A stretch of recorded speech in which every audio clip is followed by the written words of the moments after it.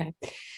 Hello, welcome to our panel about next generation cloud and IP-based backends and workflows for streaming, where we will discuss cloud production and migration to IP infrastructure, OTT-ready workflows and distribution, and how to leverage the cloud in a 4K HDR world. So let me, before we start, introduce you to our panel. We have Alex Knut, who is the Chief Solution Architect of Axanom, Loke Dupont, who is the streaming architect of TV2 in Denmark. And last but not least, Tom Griffiths, who's the Director of Technologies, Content, Supply and Distribution for ITV in the UK. Welcome. Before we getting into discussion, I would love that you introduce yourself a little bit to the audience and tell them what are your experience or what you're working on and how you migrate your businesses or you're responsible for your customers into cloud and IP-based solutions. Oleg, would you like to go first? Yeah, sure. Thank you, Anette. My name is Oleg, and here in Axanom, I'm responsible for being like in the front of the customers, like and designing the solutions for them. So we, as a software house, we spend a lot in building the customizable and standard solutions for the customers in OTT world and media, processing the videos, working with TV channels, with broadcasting events and big companies. So helping them to elaborate in the direction of emerging markets, new technologies, getting the cloud first approach, microservices, distributing their content all around the world and so on. So that's something what we actually deal every day and with, and that's why I think it's a very interesting topic what we are going to discuss today. Thank you. Thank you. Loke, you would like to go next and explain the audience a bit what you're working on or what you're currently responsible for? Sure, thank you. So my name is Loke Dupont. As you mentioned, I'm a architect with TV2, working in what we call the streaming and player team. And we handle the distribution of our OTT channel, so OTT service channel, both for VOD and live. And our team looks at the streaming technology related stuff. So anything that's to do with encoding and packaging and CDN, DRM, all those kinds of things. And we basically take it from when we get it from our broadcast environment, and we then handle the rest of the part, getting it out to the end users through all the change that normally go through with live signals. I have myself worked with streaming for about 10, 15 years now in different capacities. And one of the things we've done at TV2 is we've been migrating a lot of stuff from on-premise to the cloud while I've been there. So a lot of our infrastructure that used to be on-premise or servers in a data center somewhere, we now migrated to a cloud environment, including a lot of the distribution. Thank you, Loke. Tom, what's your experiences and what keeps you up? Yeah. So I look after the our content supply chain, which powers both our broadcast and our OTT offerings, actually. And we're on a kind of an ongoing journey with that, I guess. From a few years ago, we started to bring what were kind of two originally separate pipelines and separate operational functions together on a kind of continuing journey of the transformation of that. And that's a combination of kind of finishing off the ground to cloud migration, which we're probably only about 18 months away from, possibly even less from that now. And also dealing with kind of some of our older legacy solutions, which are kind of orientated and grounded around our linear services, and in some cases have kind of need to be changed in order to free up their ability to do things outside of linear on our OTT products, but also actually working on the kind of upstream digitization and digital transformation. So moving right up into the domain of where we think about kind of what content we're going to acquire in the first place and how we kind of manage metadata and imagery as it comes into the organization, as the importance of metadata for discovery and as the importance of imagery for kind of engagement and people actually choosing to watch content are really important. Actually, connecting the dots, if you like, between the very front end of the business. That's in our case, we're a producer broadcaster, so we also produce quite a lot of our own content. Supporting our production community to actually provide that information in a kind of a structured way. So it's a real mix of things going on in our world. A lot of it, though, driven by ultimately a combination of the really rapid evolution of our OTT products, which I don't directly look after, but I supply a lot of all of the content and metadata and schedule information and rights information that needs to power that sits in our supply chain. I think it's a big challenge, and it would be good to understand for the audience also how you see the industry evolving from migrating from linear broadcasting service into these cloud environments. And as you just said, not only supplying to the OTT world, but in general, moving into the IP world. And I think it would be great to discuss what you see as one of the key challenges and what you learned throughout that journey that you currently on. I mean, for most of them, nobody is done yet, and we will never be probably done because we will develop new services, new devices, new packages.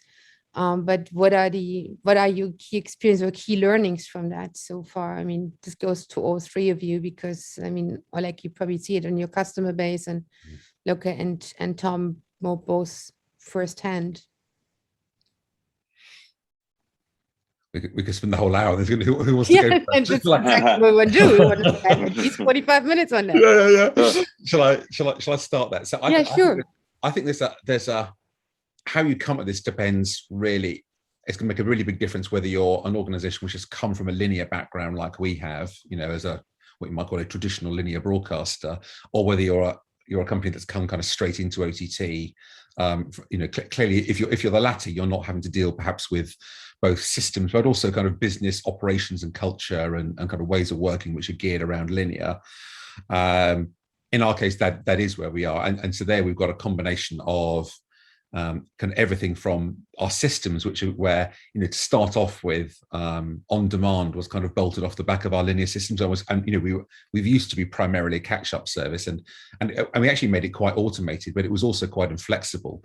So as we started over the last few years doing OTT only content, and particularly VOD, VOD only rather than content that's going on linear and then going on to our OTT platforms as catch-up.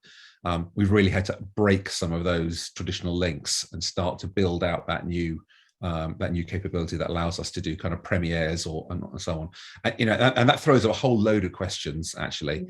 Both how do you break the link, but also maintain the link where you need to as well? Because in some areas like rights, or indeed in the kind of the upfront strategic thinking about where you want to put your content, a lot of the experimentation our content teams do is, do I put content on ITV Hub first as a draw then into linear, or do I drop a whole series at the same time, or do I follow the traditional catch-up path for different types of programming? What works best? And that ability to experiment, actually, they can only experiment as much as our kind of systems and our operational processes will allow that. So a lot of it is about trying to unlock that flexibility to allow the organization to do that. And I think that the challenge while we're doing all that is this kind of simultaneous migration from ground to cloud, some of which is about just straightforward, we want to get out of our data centers. Some of which is about the agility that cloud offers. That's a really, really big part, actually, is just the ability to move faster. But it's also that thing about being able to create a less, a more adaptable supply chain than the one that we've had traditionally in the past, which didn't need to adapt fast, but now actually, I kind of only have a glimmer really of what we need to do in 6 months' time, never mind a year's time. The pace of change is so fast. That adaptability point is really big. So there's no one thing. I suspect all of us are probably dealing with a whole mixture of those things at any one time. And that, I think, is the biggest learning, is the kind of the rate of change and the number of things that you're having to deal with simultaneously whilst you do that. And the less of predictability, as you said, you don't know what you have to do in 6 months' time, right? Yeah. Look, is your experience similar, or is it? You think it's more plannable from an operator standpoint? No, some of these challenges sound exactly what what we're looking at. Some of them aren't necessarily related to the cloud migration, but just the way of looking at OTT compared to the traditional broadcast sense. In when you're doing playout, for instance, usually you were just focusing on having something on the platform. Today, we want to make sure that when they're broadcasting, we also get metadata about what they're actually broadcasting, so we can show accurate EPG information that also moves along if programming moves along. So if something gets extended, a football match, for instance, that we still show that is what's ongoing, and that also is necessary for automated catch-up or automated live-to-VOD workflows. Another challenge, I think, is that when we're looking at a cloud environment and a non-cloud environment, I think, at least in our case, a lot of the people working on the OTT side come from a IT background, more or less, and they'll move in and see some of the challenges. Whereas when we are talking about broadcast people, they tend to work in a completely different environment because they're used to working with systems and appliances in a different way than IT people see the world. So, for instance, if we're looking at a new supply chain, as what you mentioned as well, Tom, what we've done for supply chain and for the OTT piece specifically is we've moved it from being ingesting to physical servers and a dedicated network attached storage, and instead moved it to, in our case, AWS with S3 as the underlying storage and EC2 instances and batch to scale it up.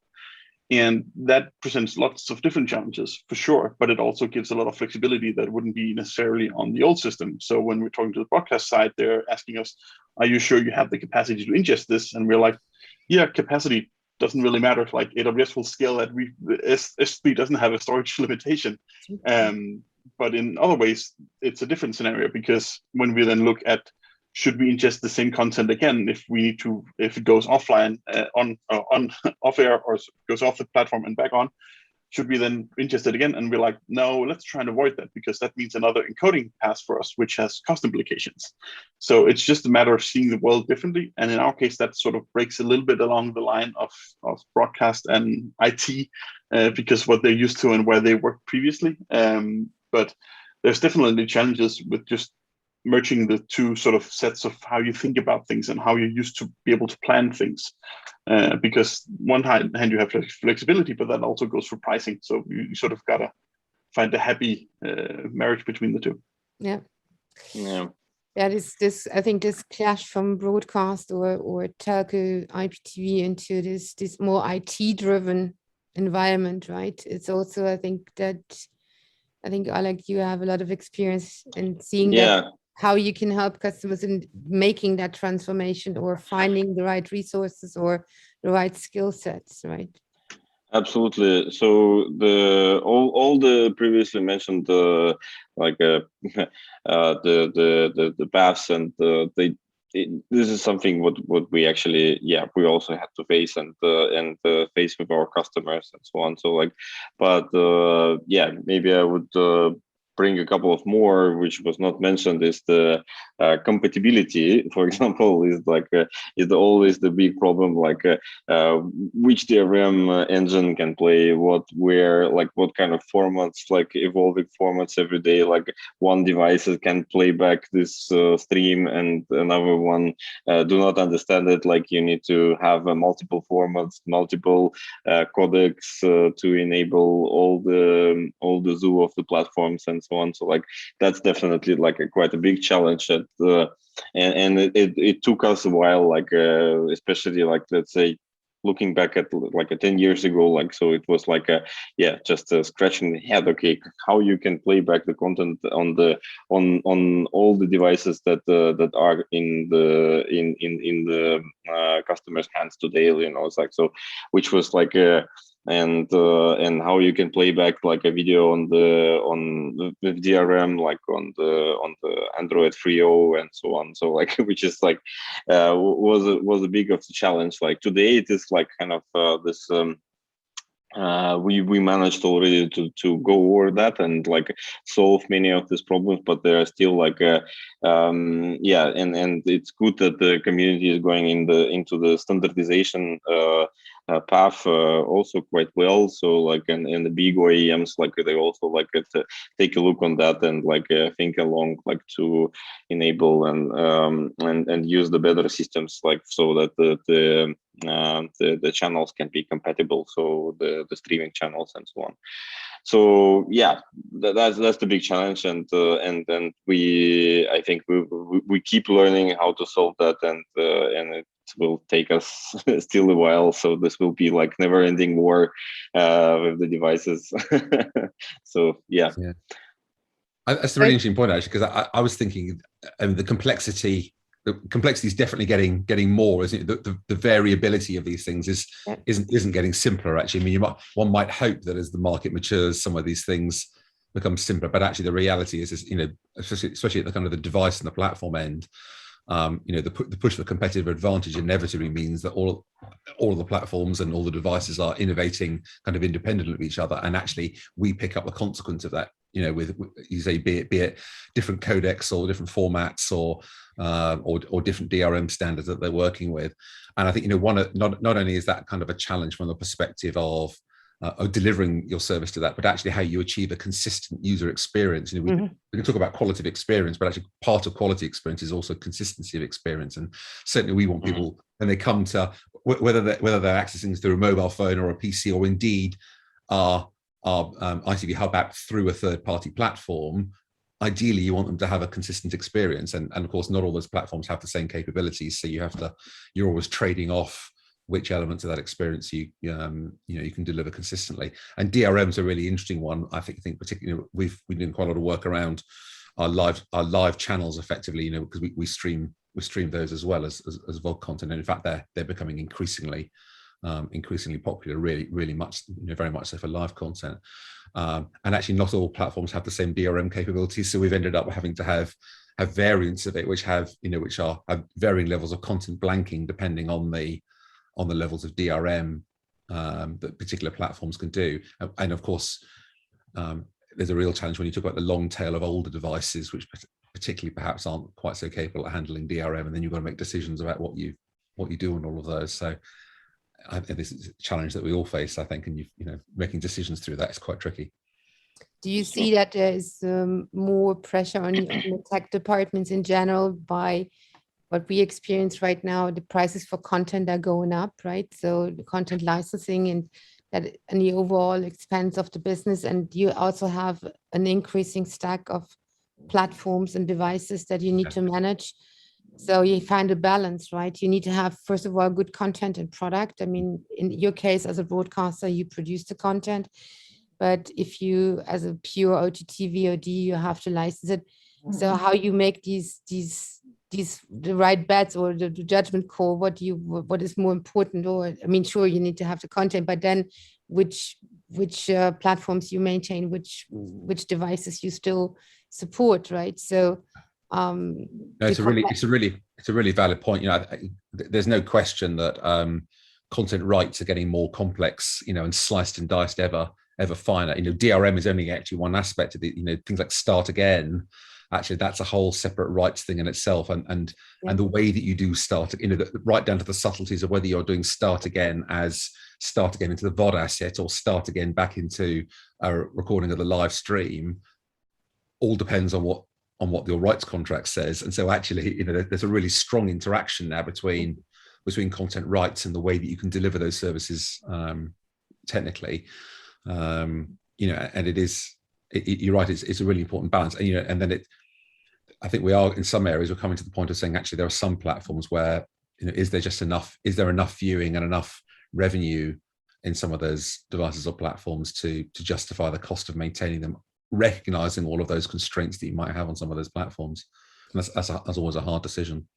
But it should be now with the OTT world much easier to track and to analyze, right? And you could justify, should we maintain completely. In the broadcast world, you had the panels, but here now you say we have only whatever a few thousand users. Yeah, exactly. Yeah, exactly. But, sorry, you didn't want to interrupt, Oleg or Loco wanted to add. Yeah, I just wanted to add that, the definitely the challenge with older devices, and one of the, at least for us, tend to be really problematic platform, but also a very popular one is smart TVs.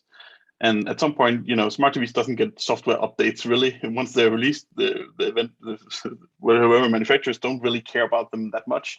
They might get a few security updates, but the software on them is restricted to whatever the software of that platform can.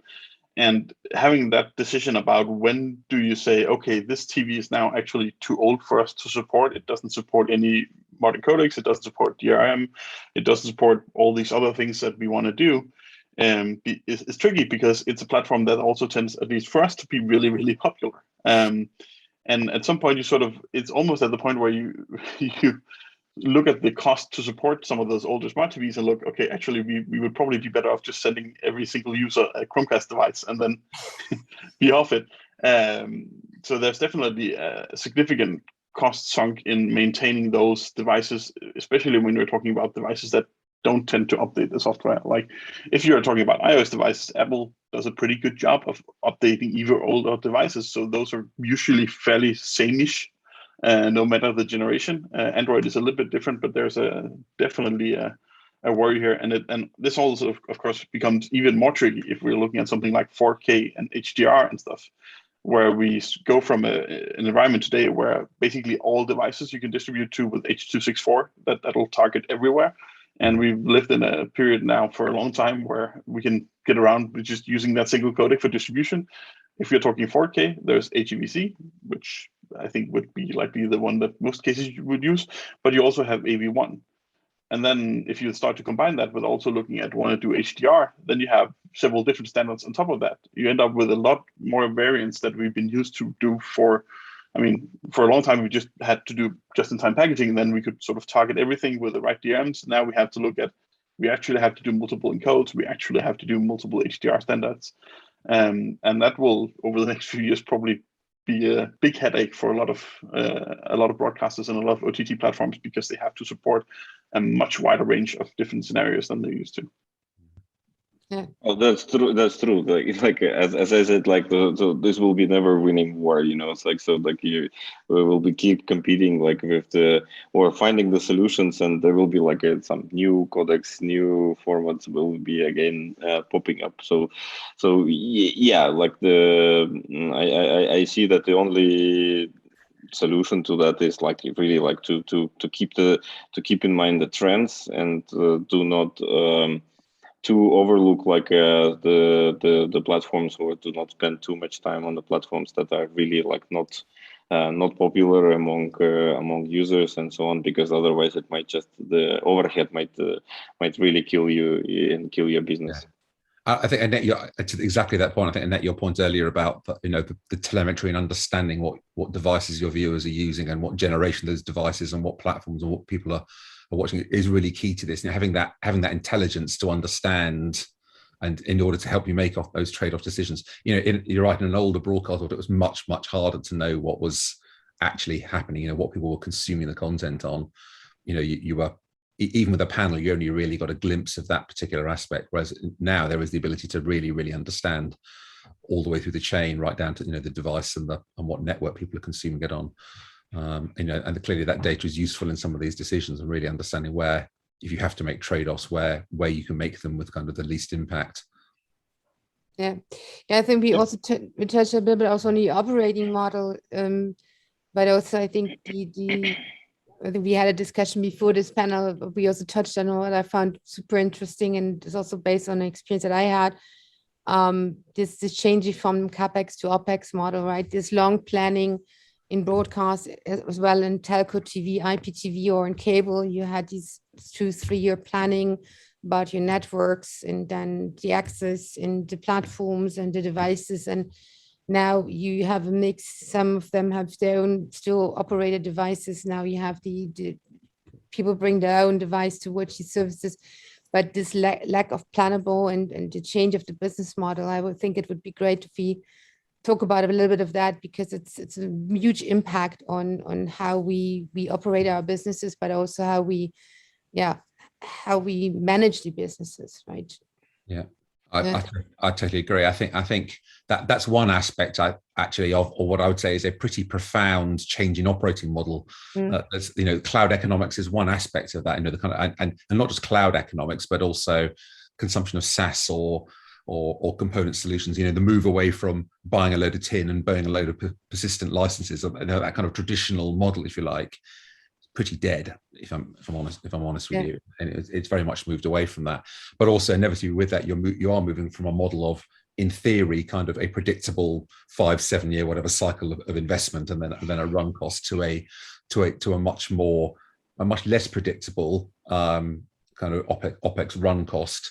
Not completely unpredictable, but you have to recognize that now the impact of changing volumes in your business will impact that number in the way that, in a slightly different way than it would have done previously.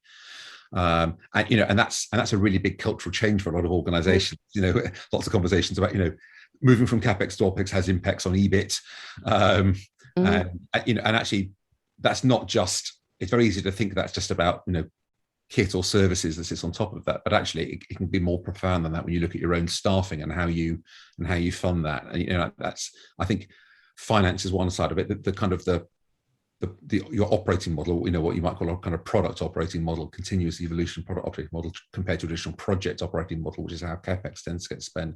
Another really interesting area, and I think it actually comes right through now to how we operate recruitment. The type of skills we recruit now compared to 7 or 8 years ago is really, really different. And it's a really, really competitive market for recruitment right now, especially in software engineering. And that has impacts on how HR works, actually. So it becomes a really profound change, actually, when you look at how you operate in a truly kind of, in inverted commas, digitally transformed way. It affects almost every part of the business. Yeah. And you as an operator, broadcaster, go into this transition. The competition is not only when you compete for IT/video specialists. That's not only, you're not competing with the broadcaster next door or the OTT service next door. You compete with the global platforms, but also with people who have IT skills who have also resonate in the enterprise market, right?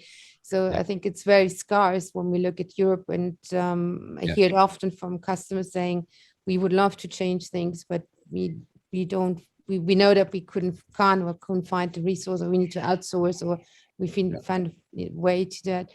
What are your experience with that, Loke? I mean, are you saying that you say if we would probably we could do more if we would have more resources, or do you also face not a resource issue, but you see that also one of the key challenges? Well, it's certainly a challenge to find people who know about the area we're in.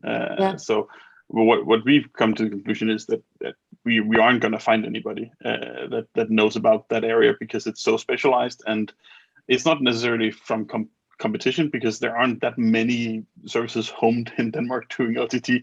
It's more a case of even if there is people we could pull from, we would have to pull them from basically all over Europe in order to find people who have that experience. And so what we came to the conclusion was that we need to find people who are good at, maybe we can find people who are work with AWS, for instance, for us, so they have some cloud experience, or we find just good engineers, and then we spend the time to teach them about the parts that they need to know about with regards to video, and to learn the streaming piece of it, because otherwise it would be impossible to hire people, even if we look across sort of the Nordics, which would make sense for us. It's still only there's only so many people who have worked with streaming, and especially working with it at this level. So we just came to the conclusion we have to train people. In regards to the capex opex piece of this, I think that's certainly also something that's important to get the rest of the organization sort of to agree to and understand, because a lot of places will do traditional budget planning and have to sort of you have to apply for capex expenditures for new equipment, for instance. That model doesn't really work as well with with operating expenses, because you don't confine it to this year either. You will have that occurring next year as well. So you can't do this sort of thing where, okay, this year we actually have 10 extra million we can use for this, because fine, but then we have to stop using the service next year, and that's not really feasible. So you have to understand that in a different way. And of course, for the OPEX piece, there's also two different ways of looking at it, because there'll be expenses that sort of ongoing at the same level. That's typically for software as a service or sort of the base fees. And then, of course, there's stuff that's related to how popular is this platform. The classic example would be CDN costs, for instance. If we get more customers, it will also cost more. So technically, we also get more money, but the budget allocated for CDN might not change, because based on the users. So you have to sort of figure out a way to manage those things against each other, where if there's more users coming into the platform, you also need to adjust those budgets. And a lot of organizations, I think, don't necessarily have those those things well figured out or have a way of handling that, because they've been used to saying, okay, now we're buying a new continuity or playout setup. We have to buy, this will cost 10 million this year, and then the cost ongoing will only be like the electricity or maybe a 5% support fee, something like that. So there's definitely stuff there that needs to be figured out, and that the whole organization needs to know they have to adapt to. Mm. And I think it's a challenge is not only for the operation itself, so it's also financial planning, right? And as you said, if you both said, Tom, as well, all of a sudden it's not a CapEx, it's OpEx, it's no longer, it's impacting the EBITDA margin, and also how you report this. And I think we have seen that in the bigger broadcasting groups in Europe, they have already changed that in a couple of years ago, where they did stop publishing certain numbers because they have reshuffled the allocation of their budgets and how they pretty much maintain their P&L. So but that was part of that digital transformation. But I don't want to leave Oleg out of the discussion because you're not operating, but I think you have seen probably also as a supplier to the industry that also you had to adjust to these different environments, and that you also been probably engaging with your customers in a different way, or that you accommodate that sort of more consumption-based models and scales and cloud-based services. Yes, you're absolutely right, actually. So like in the last decade, like we changed like absolutely like the way like how we operate with the customers, like, and exactly from the upfront payment to the operational costs. So like we spent like a lot of time on creating the services, like a DRM service, encoding service, creation of the management systems with an ease, like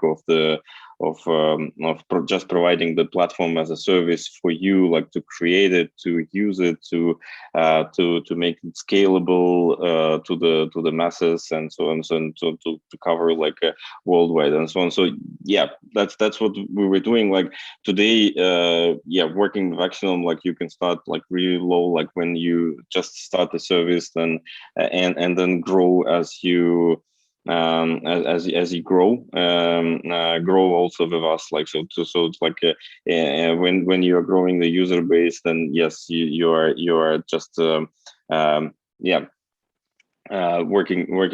more hardly with us, and so like getting more services and so on, so like expanding your views and so on. So it's definitely something what where the world is moving today. So there is definitely a very good point of look about like spending the capex, like a big portion of on the project, which might not be used in a year or so because of the changing technologies. So yes, so this is something what doesn't happen with opex, because like your technology you're using as a service is also evolving, like together with the markets, and giving you the better overview, and taking you on the technological wave, and so that you can stay there and not to jump out of it. But also, it's not only if you're saying we're moving on to the cloud, but also it changed the dependencies, right? So on operators versus vendor relationships, now it's more using more the word partners. Oh, but yeah. I think Absolutely. Yeah, but also I think you when you think about it, I mean, how many operators already in AWS or in Google Cloud? So it's a totally different environment than if you put up a broadcast tower and or a head end, what you own and what you maintain, right? So so I think there's also sort of a risk involved. It's not, I'm saying that they're not reliable, don't get me wrong, that's not what I'm saying, but it's when we think about the amount of video that is being managed, when you look at Cisco always is publishing this data that now I think a couple of years ago it was 65, now is over to the pandemic, over almost 80% of the traffic is related to video. And when you think about that whole environment, I think it's also something you could be scared of, right? It's not you lose a bit of control. That's what I wanted to say. How you manage with that. So it's a different relationship that you need to maintain.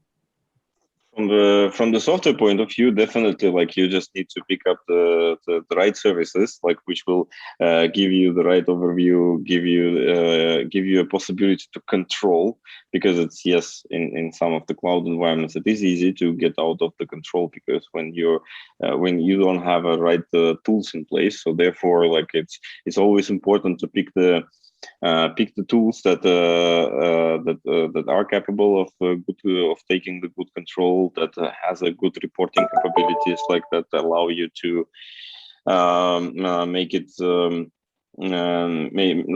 make the changes on the fly, so which are, like, again, like, working sustainable technologies, like for the longer time, and so on. So that's very important, and that will help you to keep all the costs under control as well, like, so that the good control and picking the right tools is always the key. And definitely, yeah, we've been working on that for many years, like, to actually in this direction and trying to achieve that. Yeah, I think you have to do a slightly different type of forecasting than you've done in the past. And actually, forecasting, particularly consumption, is really quite important. And I think one of the things is trying to understand kind of the degree of variability, as much as you can force that in your consumption. So when it comes to AWS, for example, we very much kind of say, well, what do we think are the things we should put in reserved instances, which is a better pricing point than kind of spot instances, and using the right thing for where we think something, we've got a fairly kind of known quantity, versus where something's either going to peak up and down, or we just don't know yet.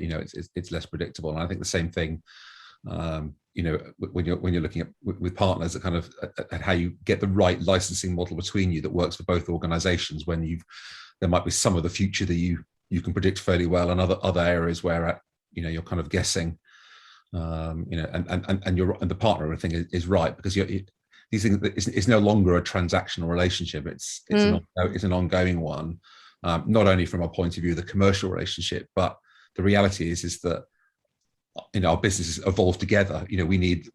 We as a consumer of supply products need those products to evolve, and because clearly we want them to evolve in the direction that we want them to go. So having that ongoing dialogue is critical.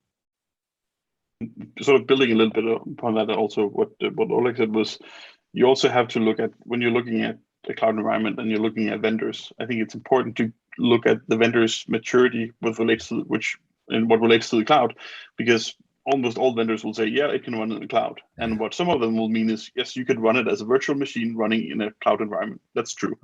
That's not the software you want to run in a cloud environment. You want to run a cloud environment software that know what autoscaling is, and can sort of figure out that sometimes instances will disappear and reappear, or ideally software that is built for using some of the more native cloud services.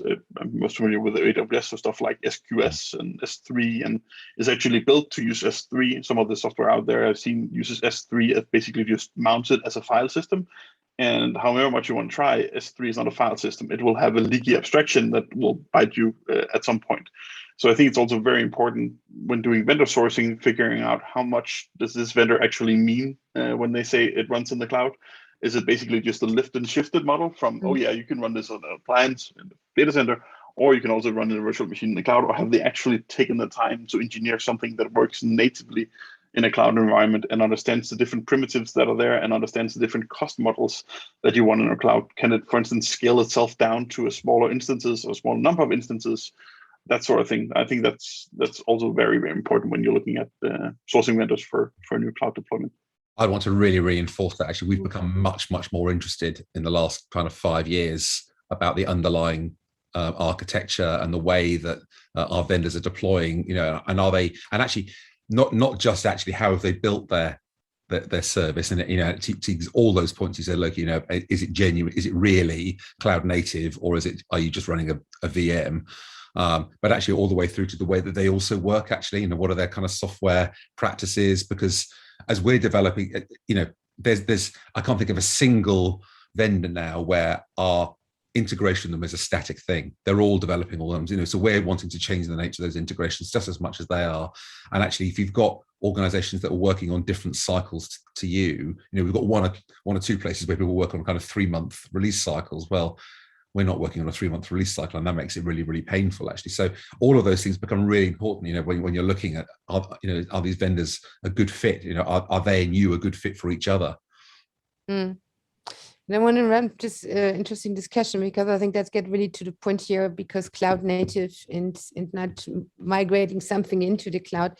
But before we continue our discussion, we have 5 minutes left. So if there's any questions from the audience, please feel free to put them into the chat bar. Yeah, but just going back to how do you differentiate that, or how do you choose the right partners? And it's not only one partner, it's a different partners, and they have to work together, and you pretty much have to orchestrate that. Do you think there's so many cloud native vendors in our industry already, or is it for many not only moving some of their services into the cloud, or do you think we as an industry, are we well equipped with the right solutions already? Or you think there is still some things of room for improvement, so to speak? Talk about media, broadcast, video. I mean, we see also an increase in interest of enterprises. I mean, that's also maybe not with the same quality of service and SLAs, but yeah. For the distribution side, I feel there's definitely vendors out there that do that. You still have to sort through a number of the ones that don't work well in that scenario, but there's definitely vendors out there that provide a cloud native solution, or even software as a service, which also works well in that environment, and of course also allows you to sort of get updated sort of solutions on the fly. So there's definitely, for most things at least, vendors out there that are doing a really good job of that. I think it becomes a lot more tricky if we are looking at sort of supply chain stuff when we're moving backwards in that chain.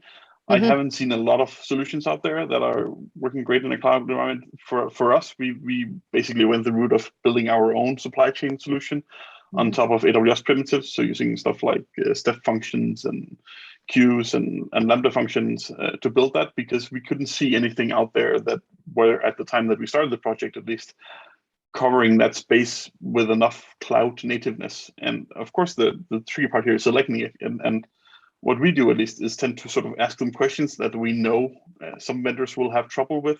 For instance, asking them how do they handle configuration when instances sort of appear and disappear. That's usually one of the things where a lot of them will have, actually you have to have a static IP and then move that around between instances. And when you sort of start hearing that, you just go, no, that's not the way we'll do it. So that's our approach, at least, trying to sort of nail down some of the areas where we know there tends to be problem. Okay, interesting. I think also what we haven't discussed, and probably don't have the time to discuss, is also how the delivery chain, say the ingest, first the content industry has adapted to that, right? That, I mean, we can't do anything without having a signal or a piece of code come in. And I think they're struggling a lot if they're not in a D2C business themselves. But I think that's also from our supply side, so to speak, it's also quite a challenge, right? Yeah, the organizers have asked me to wrap it up, but thank you very much, Oleg, Lauke, Tom. It was a very interesting discussion. I think you had a lot of insights to share and really hands-on experience. What are the challenges in transforming the businesses that we are into the cloud? Thank you very much. Definitely. And hope to see all of you in person soon. I think we are looking forward to 1 or 2 events in short time frame. And again, thank you very much, and have a great afternoon. Thank you. Thank you for inviting us, and it was a good discussion. Yeah, thank you. Yeah.